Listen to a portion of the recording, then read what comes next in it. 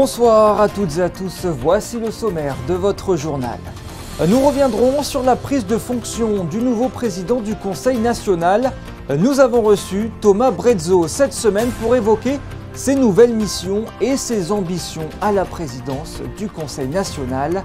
Nous ouvrirons une page sport ensuite avec la Padel Best Expo qui s'est ouverte aujourd'hui au Grimaldi Forum. Un événement pour mettre à l'honneur ce sport qui gagne de plus en plus de terrain en principauté. Et puis cette semaine avait lieu également la remise des képis blancs aux nouveaux soldats de la Légion étrangère. Nous reviendrons sur cette traditionnelle cérémonie qui s'est déroulée place du Palais. Et nous terminerons ce journal par de la culture avec d'abord le concert dirigé par Kazuki Yamada ce samedi soir. C'était à l'occasion du Printemps des Arts de Monte-Carlo. Et enfin, nous recevrons le directeur de l'Institut audiovisuel de Monaco, Vincent Vatrican. Il présentera le film La Clepsydre à l'affiche dès mardi du cinéma.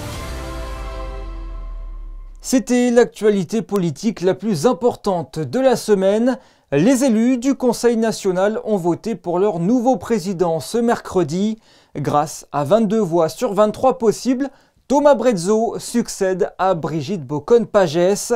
Le désormais ex-président de la commission de législation est venu sur notre plateau pour évoquer ses nouvelles missions. Il est interrogé par Émilie Rousseau. Bonsoir Thomas Brezzo. Bonsoir Émilie. Une réaction tout d'abord suite à votre élection. Une fierté pour la confiance qui m'a été témoignée par l'ensemble de mes collègues élus au sein du Conseil national, avec un vote à la quasi-unanimité des élus en ma faveur, ce qui démontre bien évidemment la poursuite des travaux de l'Union nationale, liste pour laquelle nous avons été élus en février 2023. Qu'est-ce qui a motivé votre candidature ? C'est un processus qui s'est effectué sur plusieurs semaines, plusieurs mois même on va dire.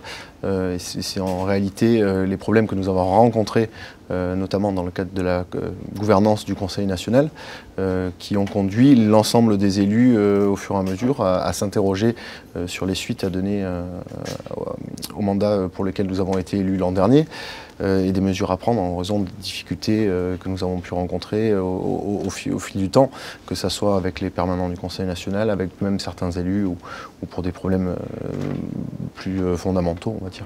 On l'entend, cela résulte de désaccords avec l'ancienne présidente du Conseil national ?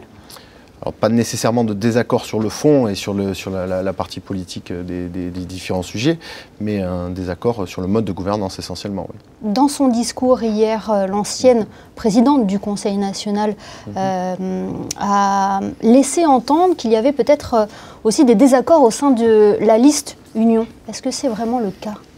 C'est pas vraiment le cas, et puis on voit le résultat qui est celui des élections d'hier soir, c'est-à-dire 22 voix sur 23 personnes présentes. Il n'y a pas de désaccord entre les élus du Conseil national. C'était une décision qui s'est prise à la majorité des élus du Conseil national contre l'ancienne présidente de cette institution. Vous êtes donc désormais le président du Conseil national. Vous avez annoncé vouloir donner un nouveau souffle à cette haute assemblée. Comment cela va se traduire concrètement ? Un nouveau souffle, une nouvelle dynamique qui a déjà commencé, puisque au cours des dernières semaines, nous avons continué les travaux entre les élus au Conseil national. Il fallait bien évidemment, on ne pouvait pas arrêter les travaux comme ça du jour au lendemain, donc nous avons continué à travailler. Il y a une nouvelle dynamique qui s'est instaurée, donc ça c'est plutôt très positif pour l'institution. Il va y avoir prise de fonction là, qui s'est faite depuis ce matin, une réorganisation du cabinet de la présidence.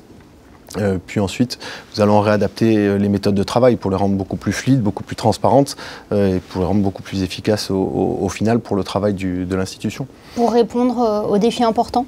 Tout à fait. La situation n'est pas au beau fixe actuellement en Principauté de Monaco. Donc l'Assemblée devra se montrer à la hauteur dans tous les travaux qu'elle aura à diriger. Les travaux qui concernent généralement les sujets habituels tels que le logement, la mobilité, l'attractivité en général du pays, mais également le budget, puisqu'on a un budget rectificatif qui est prévu dès la session de printemps. Pas chose habituelle, donc il va falloir travailler notamment sur les recettes, sur la diminution des dépenses et pouvoir effectivement voter le budget de ce premier budget rectificatif de la meilleure des manières qu'il soit. Tout en étant partenaire du gouvernement princier, ce sont vos mots, hein. C'est l'objectif et c'est dans ce sens-là que nous nous posons au Conseil national. La Constitution fait que nous sommes sans cesse obligés de rechercher un consensus dans la prise des décisions qui concernent le pays, que ce soit entre le gouvernement et le Conseil national. Donc il y a deux manières de voir les choses. Soit nous sommes dans l'affrontement. Dans ces cas-là, je ne pense pas que ce soit une bonne solution pour faire avancer les choses. Soit nous nous trouvons comme deux partenaires institutionnels, une expression qui est souvent utilisée, mais qui est essentielle. Si on veut effectivement progresser et avancer sur les sujets, il va falloir rechercher ce consensus, cet équilibre dans les décisions à prendre entre nos deux institutions. Et ça, c'est important pour le pays, sachant que ceux qui doivent être les grands gagnants de ces discussions-là, ce sont bien évidemment les monégasques en premier lieu, mais également les résidents et les travailleurs. Un dernier mot, Thomas Brézeau, un mot pour définir votre mandat de président du Conseil national. Lequel serait-il? Dynamique. Ce sont vos ambitions? Tout à fait, oui. Je suis comme ça moi-même dans la vie à titre personnel.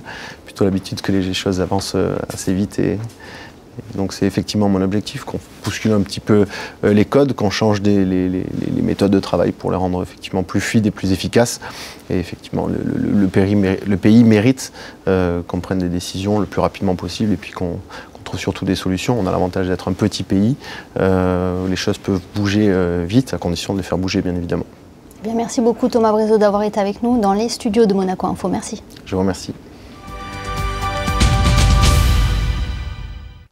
C'est un contrat historique que vient de paraffer Venturi Astrolab avec la NASA.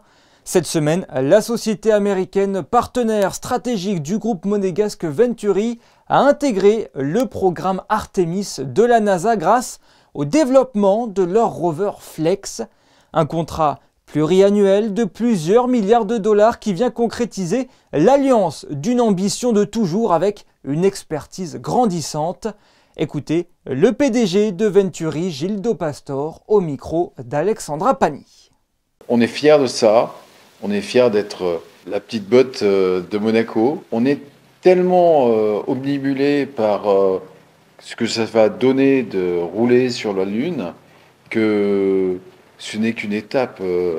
Ouais, c'était plus un sentiment de remerciement envers tous les gens, tous les ingénieurs, tout ça, qui ont travaillé pour moi. Ça, c'était super chouette. On est fiers d'être arrivé à ce niveau-là et on est parfaitement en piste pour aller sur la Lune.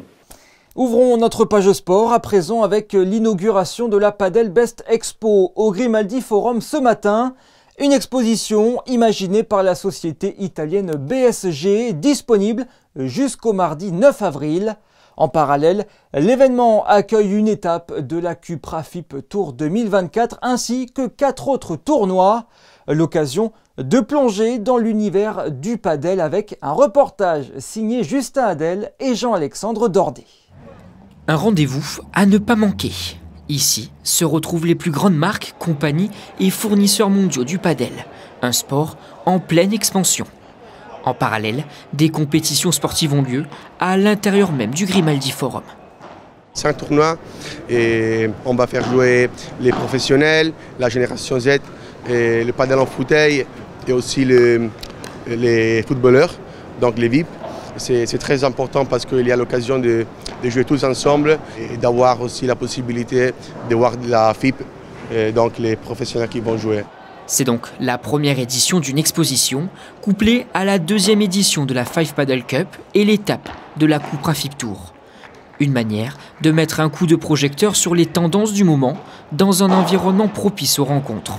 Le tout autour du sport. Pour la Fédération monégasque de padel, être partenaire de cet événement permet de participer au rayonnement de la principauté, mais surtout d'apporter une visibilité. Il y a une grosse visibilité du coup, que ce soit par rapport à la Five Paddle Cup, avec ce tournoi amateur, mais avec des joueurs venus de tous les horizons pour montrer à quel point ce sport est inclusif. Les femmes, les jeunes, les personnes en fauteuil, les VIP, mettre en avant le côté caritatif avec le soutien à Fighted et à Football for Ukraine. Donc voilà, on est très, très contents de ce salon. Sur les 5 tournois, l'un d'entre eux convie d'anciens joueurs de football. Les Barbagians de Monaco y participent forcément. Un tournoi VIP dans lequel on retrouve par exemple la légende ukrainienne Andrei Shevchenko, Ballon d'Or en 2004, l'Italien Fabio Cannavaro, lui aussi Ballon d'Or en 2006, ou encore le Brésilien et champion du monde Dida. Outre les joueurs italiens, des joueurs français sont aussi présents, comme par exemple Gaël Givet. C'est sympa parce qu'on jouait sur des terrains de foot où il y avait un peu plus d'enjeux et un peu plus de pression. Là, c'est vraiment sur le ton de l'amusement et du plaisir. Donc voilà, on va passer 3 jours ensemble où on va se remémorer des moments passés sur les terrains de foot, mais en même temps, voilà, on va profiter et s'amuser en jouant au paddle. Cette manifestation permet surtout de récolter des fonds qui seront reversés à des associations. Or, Football for Ukraine, dont Shevchenko est un ambassadeur, une partie des fonds sera directement reversée à Fightheads Monaco. Pour profiter de l'événement, vous avez jusqu'à mardi prochain.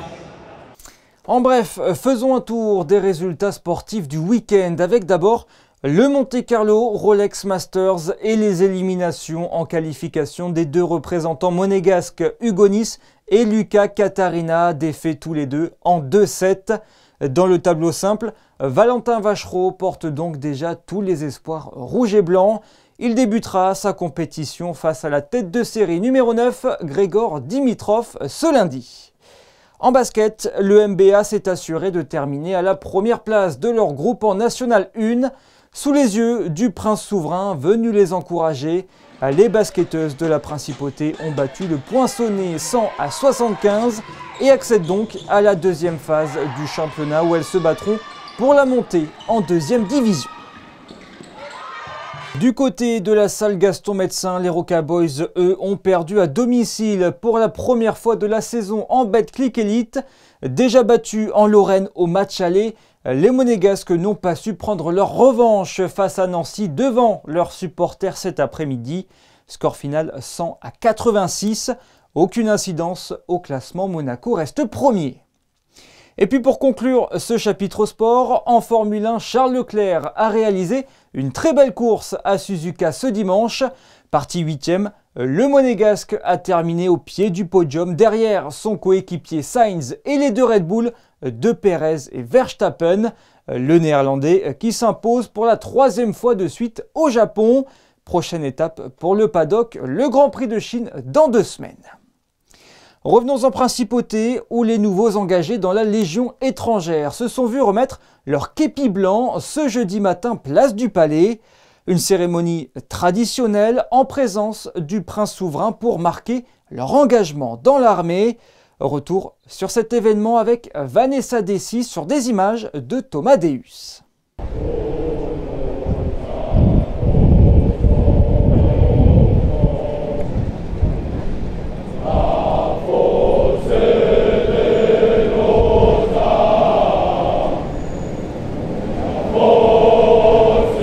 S'engager à la Légion étrangère, c'est être prêt à tout sacrifier et commencer une nouvelle vie. Chaque année, près de 1600 volontaires sont formés durant 4 mois à Castelnaudary en France. La sélection se fait naturellement. Certains n'ont finalement pas les compétences physiques ou mentales pour aller au bout de l'instruction. 20% des légionnaires confiés quittent généralement les troupes. Pour les autres, c'est avec fierté qu'ils reçoivent leur képi blanc, tout un symbole. La remise képi blanc, c'est vraiment le moment fondateur pour Monsieur Légionnaire parce que c'est en revêtant pour la première fois son képi blanc qu'il devient légionnaire, donc il accède à la famille Légion. Donc déjà en soi, c'est une seconde naissance. Il naît à la Légion étrangère dans sa nouvelle famille. Et ici à la Principauté de Monaco, où naturellement, donc le cadre effectivement est déjà en lui-même prestigieux, magnifique. Le légionnaire, c'est un peu un aristocrate. Il y a une forme de noblesse chez Monsieur Légionnaire qui lui vient justement de ce sens de la parole donnée, de l'esprit de sacrifice.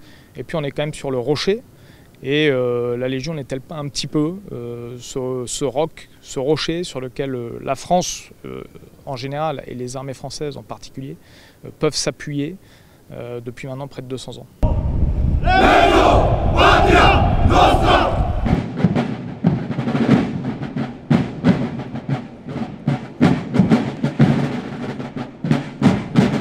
Et c'est à l'initiative du capitaine Develay de la 2e compagnie des engagés volontaires du 4e régiment étranger que cette cérémonie des képis blancs a eu lieu en Principauté.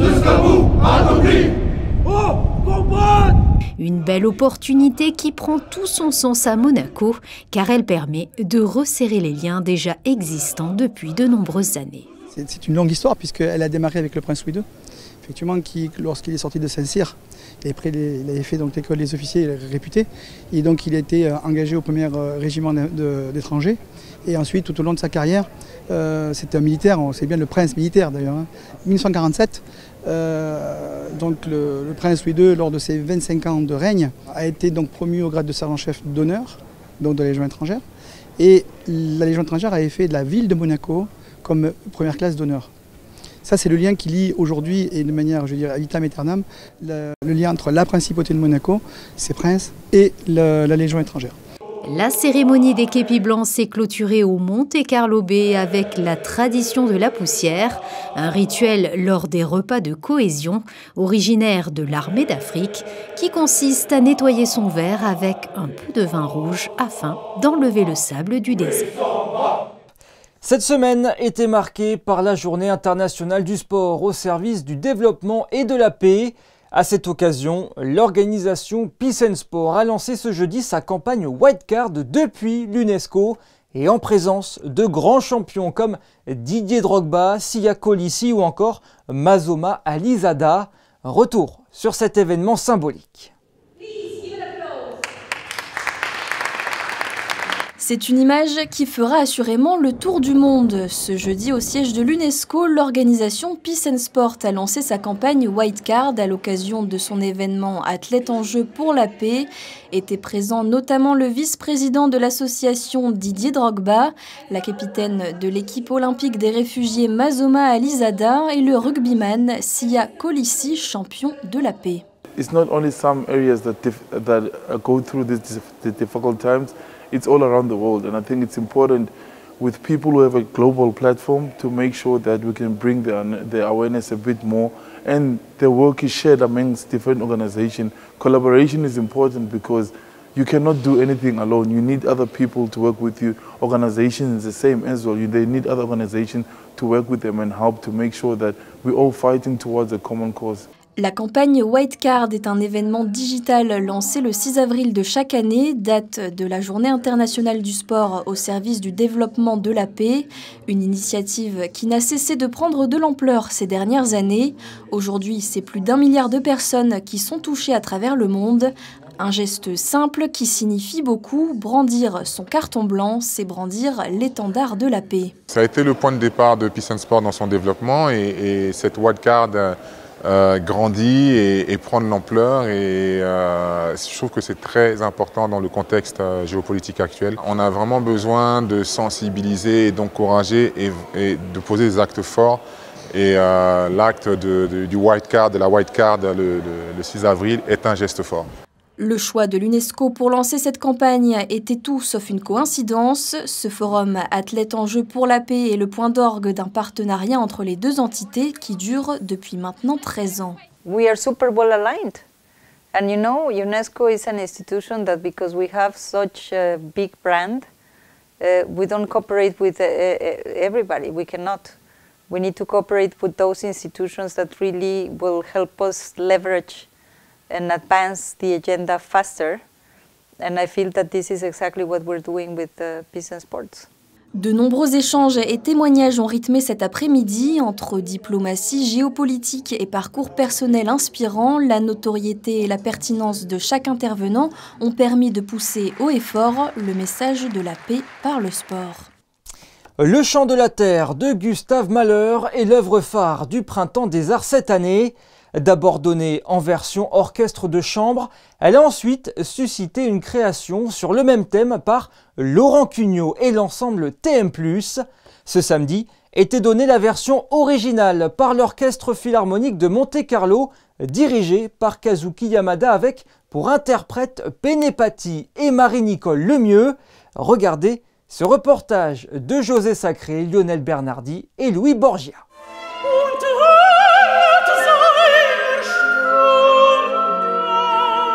Il n'y a que Mahler qui me fait cet effet-là.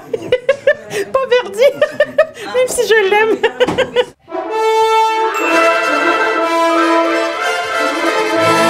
Le Chant de la Terre de Gustave Mahler à l'Auditorium Régnier 3. C'était le samedi 6 avril, un concert de l'Orchestre Philharmonique de Monte-Carlo sous la direction de Kazuki Yamada.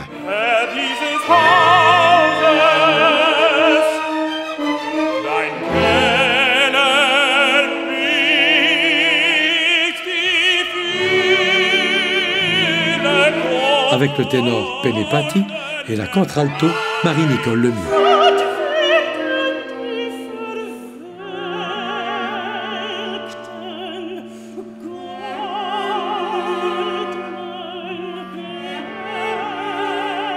Bravo. Vous avez encore assez d'énergie pour répondre à 2 questions. Avant le concert, j'aurais cru non, parce que je sais que c'est une musique qui est tellement engageante. Vocalement, c'est une chose, je pense que c'est bien écrit, mais c'est vraiment ce qui coûte, c'est l'émotion et la tension qu'on doit tenir, surtout dans la dernière pièce. Mais bon, l'accueil du public, puis la belle... je pense que c'est ça, c'est l'énergie est revenue à la fin, de voir qu'on a fait... le travail a été bien accompli, donc ça me donne de l'énergie.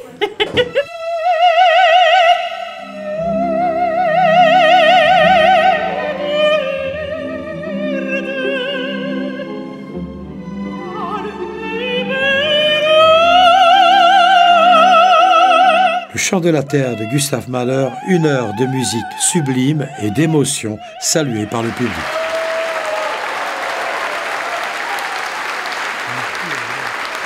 Merci à vous, c'est toujours un plaisir. Merci.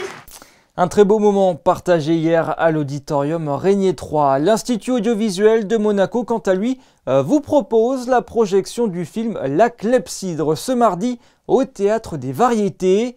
Un long métrage polonais de 1973 basé sur un recueil de nouvelles de Robert Schulz. Fabien Bonilla et Vincent Vatrican vous présentent un univers très particulier.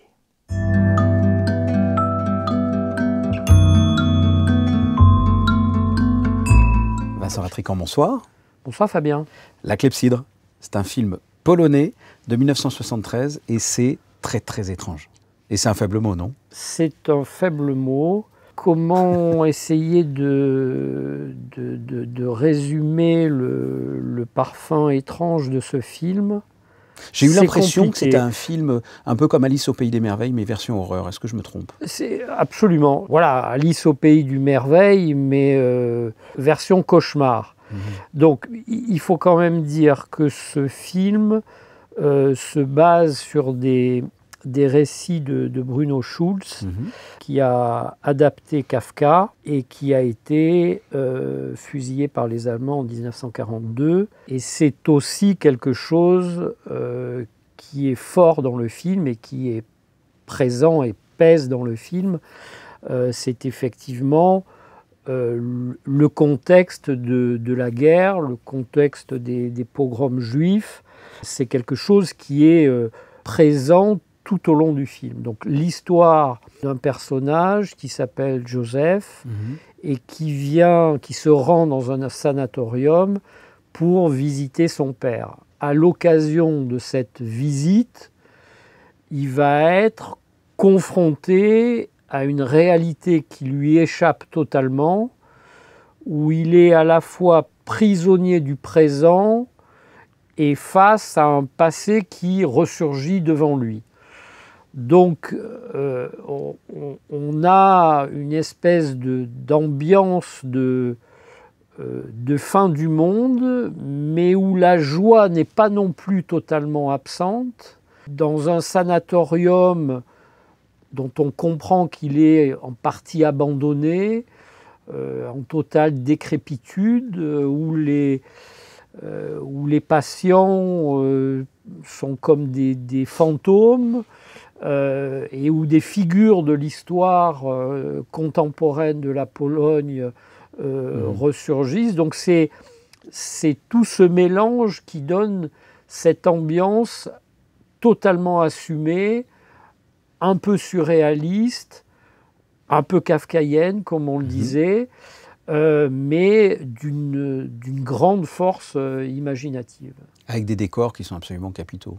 Absolument incroyable. Il faut souligner la mise en scène Wojciech Has, puisque on est souvent dans des plans séquences avec des moments où le décor et les personnages basculent dans une autre temporalité sans pour autant que le plan lui-même ait été coupé. Et c'est cette forme ingénieuse, puissante qui fait la réelle puissance du film. Et ma question favorite pour pouvoir vous piéger, quelle est la morale de ce film, s'il y en a une? La morale, je ne crois pas qu'il y en ait une. Quel est l'objectif du film, peut-être? Si Quel est le... quand même une critique ouverte des valeurs de la société, du patriarcat, de la religion. Wojciech Has tire à boulet rouge derrière cette forme esthétique assez déstabilisante. La critique est vraiment là. On est dans un film des années 70, donc c'est aussi une période de contestation qui puisait dans les pays de l'Est. Si les gens sont curieux de ce film-là, je les invite à en voir d'autres parce que c'est un cinéaste important. Et La Clepsydre, c'est un film à voir selon vous, oui. À ne pas rater. On ne va pas le rater. Merci beaucoup. Merci, allons Fabien. voir La Clepsydre.